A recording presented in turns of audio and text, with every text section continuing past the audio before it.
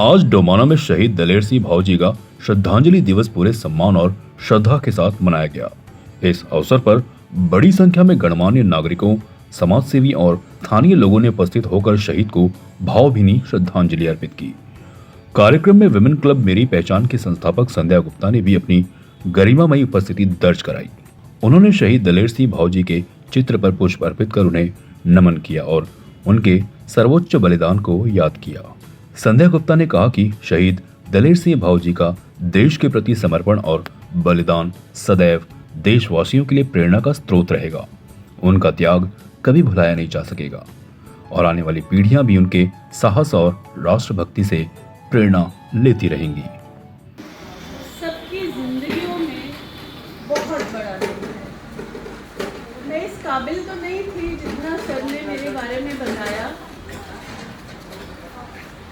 हर एक इंसान तीर्थ यात्रा को निकलता है। जगह जगह मंदिर बने हुए हैं।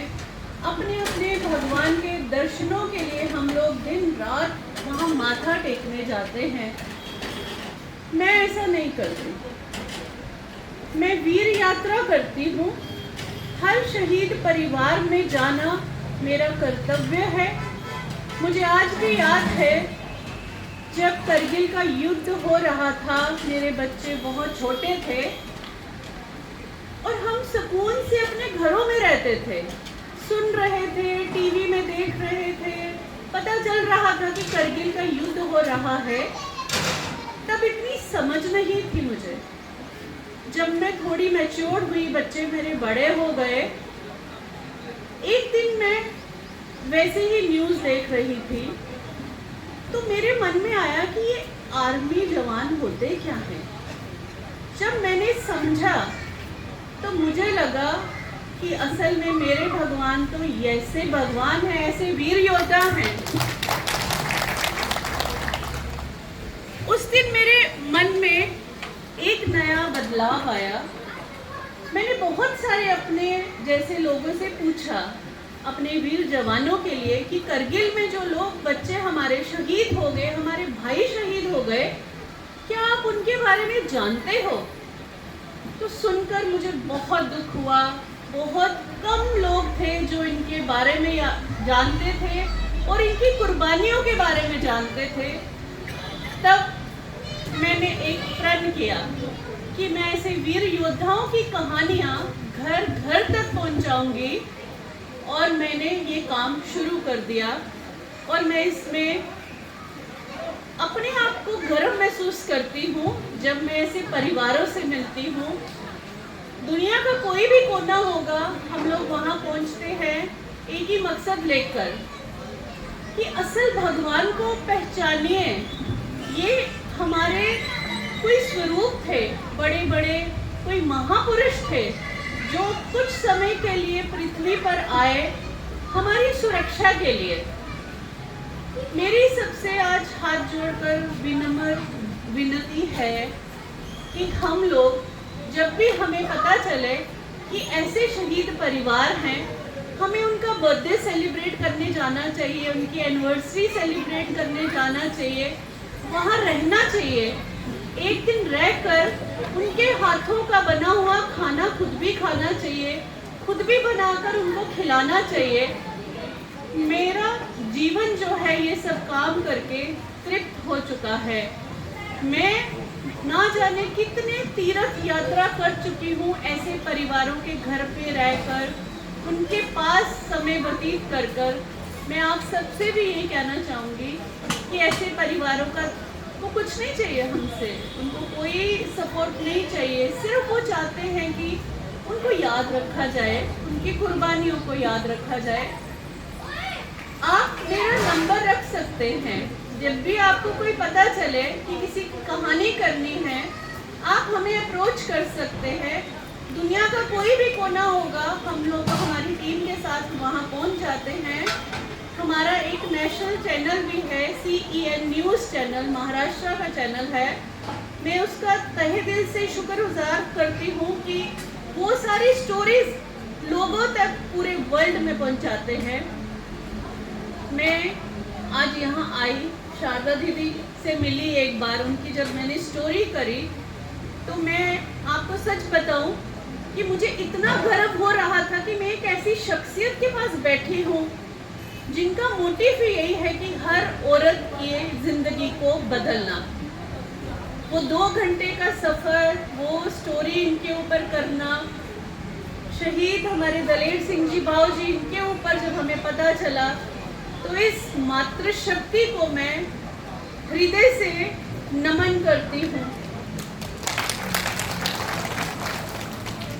ये जीवन एक है, ना अगले जन्म का मुझे पता, ना पिछले जन्म का मुझे पता, जो पता है तो इसी जन्म का पता है। इसीलिए मैं चाहती हूँ कि मेरा ये जो जन्म है इन्हीं कामों में सफल हो जाए और मैं हर शहीद परिवार का हिस्सा बनना चाहती हूँ। मैं आज आपको खुद कहना चाहती हूँ कि मुझे बुलाइए, जब भी कोई ऐसा दिन होता है मुझे भी याद रखिए, ताकि मैं छोटी छोटी स्टोरी कर कर लोगों को जगाती रहूं कि आप सुरक्षित हैं, आज़ाद हैं, इनकी वजह से, इन सब की वजह से। तो ऐसे वीर योद्धा के लिए मैं आप सबसे प्रार्थना करती हूँ कि एक जोरदार ताली तो इनके लिए बनती है।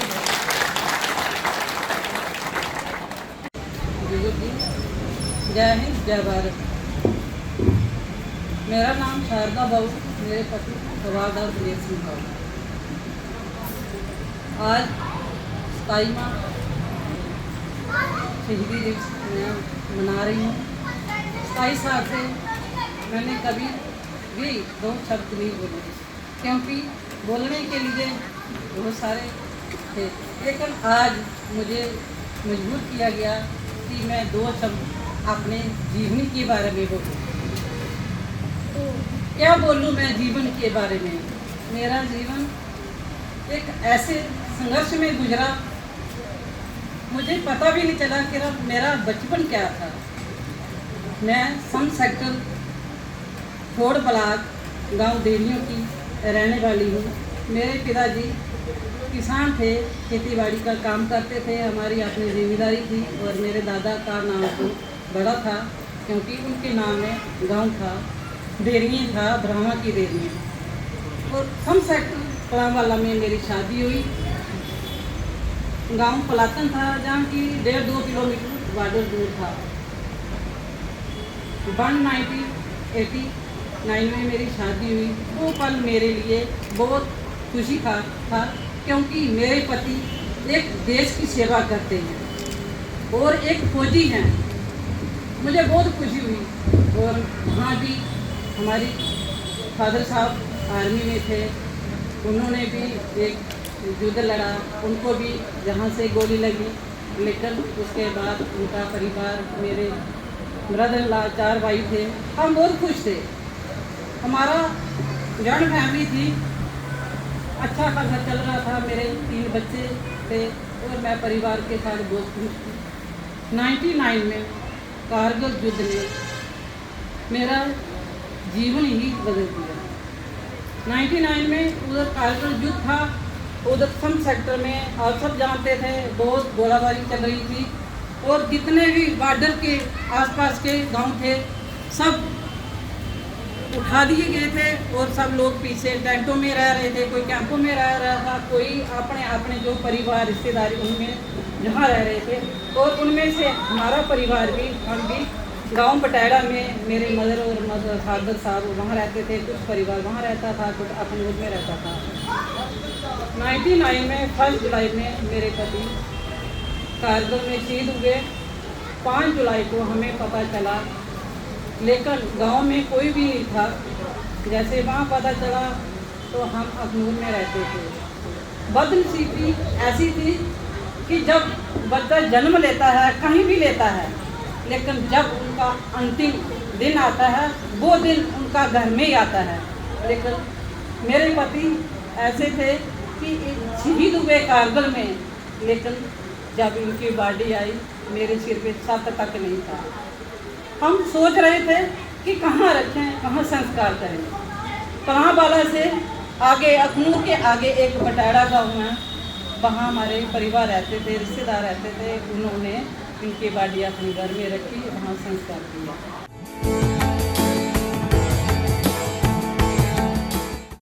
CEN न्यूज, देश प्रदेश की ताजा तरीन खबरों के लिए CEN न्यूज को सब्सक्राइब करें और रहें पल पल की खबर से हर पल बाखबर।